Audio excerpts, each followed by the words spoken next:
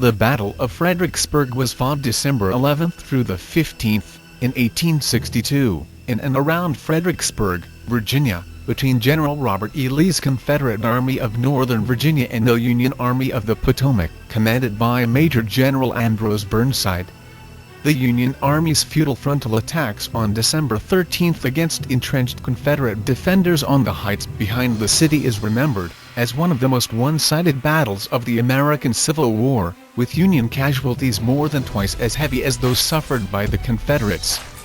Burnside's plan was to cross the Rappahannock River at Fredericksburg in mid-November and race to the Confederate capital of Richmond before Lee's army could stop him. Bureaucratic delays prevented Burnside from receiving the necessary pontoon bridges in time, and Lee moved his army to block the crossings. When the Union Army was finally able to build its bridges and cross under fire, urban combat resulted in the city on December 11th and 12th.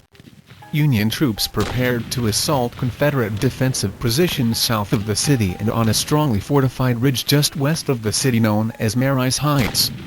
The morning of December 13, 1862, opened fresh and sharp. The men were up at daybreak. Troops had for 8 hours been crossing the bridge and marching to the front, and at noon the 19th Massachusetts received its orders to participate in the storming of Mary's Heights. The 9th Corps was in advance. First Lieutenant James Dodge in Company D, which was part of the 2nd Corps, lay in support, in line by division, Hancock, French and Howard. From far away upon the left came the roar of Franklin's guns, but the order to advance did not come. Sumner fumed, the fiery Hooker fretted and swore. Hancock stood leaning upon a sword, a silent statue of manly beauty, brave and true, as handsome and beloved. French's red face grew redder, and Howard prayed. As the men waited, from the center came the sound of a sputtering fire that grew momentarily louder. Hooker is engaged. Why do we wait? Yet we wait. We wait now. The 9th Corps dresses its lines, deploys its columns, and advances. The storm bursts upon the right with dread, magnificent power. The concentric fire of many guns sweeps the heroic 9th. They near the foot of the hill, and from behind the sunken road and the stone wall bursts a bright sheet of flames. The blue line melts away, but still it staggers forward. Reno's old brigade reaches the road. They hold their own. They gather head. The enemy flee up the hill and the day is half won.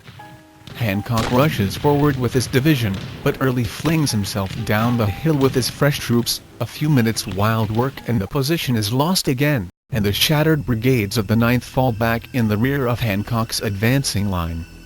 A little while, the anxious forces held in reserve await the reforming of the broken 9th. Then word comes that Reynolds has turned the enemy's right, and they hope, and wait. Then they heard that Reynolds has not been supported, and has lost what he so bravely won. Then Hancock is moving again. Steadily and swiftly his gallant forces near the rebel works. Again pelts that storm of shell upon the open plain.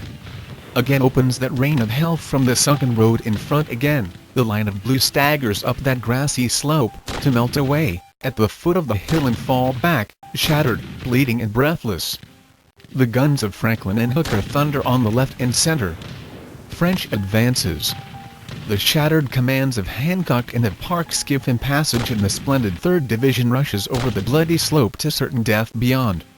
With awful rage the anxiously waiting lines held in abeyance, see them slaughtered, as were those who had gone before, and in half an hour French reels back with but half his heroes. The waiting line closes up, belts are tightened, all extra weights thrown away. Silence falls upon the ranks, for all know that they must traverse those heaps of dead, that they, too, must soon face that storm of death. They wait, and at last the order comes to advance. At 3 o'clock in the afternoon the lines move forward, slowly at first, and then with swifter pace.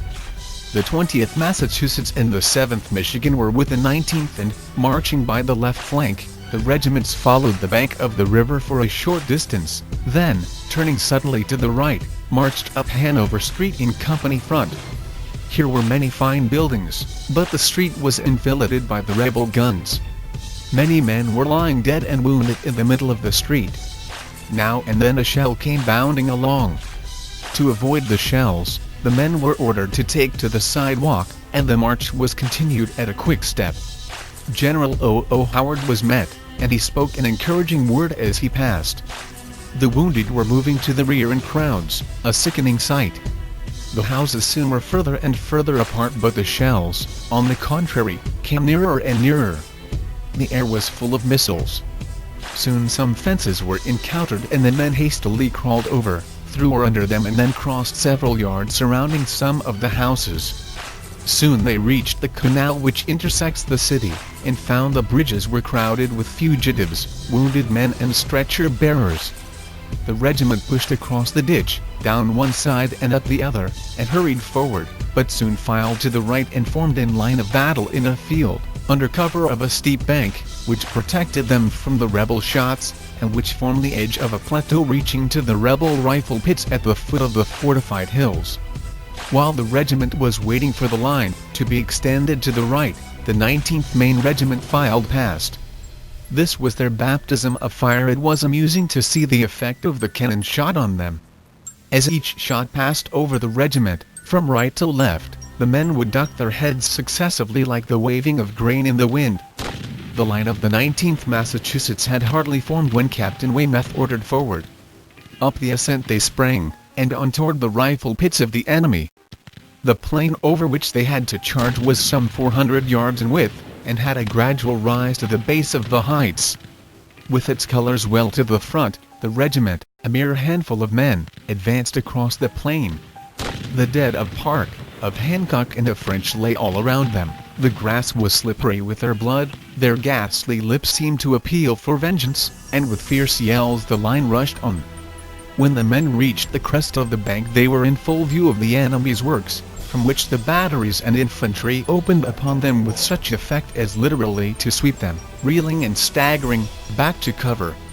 Shells and canister poured down upon them like rain, for not only did the line have to withstand the awful fire from the front, but was subjected to an enfilading fire from the batteries on the rebel left. The two color-bearers, Sergeant Ronello B. Creasy, of Company I, and Corporal Winfield Ruppel, of Company B, were among the first to fall, but the colors were instantly picked up and the line hastily withdrew. Reforming, under cover of the canal bank, the regiment again advanced across the plain toward the heights, under the heavy crossfire from the rebel batteries, which covered every inch of the field up to the point where they could no longer depress their guns. In this charge Captain Weymouth was wounded in the leg and fell to the ground.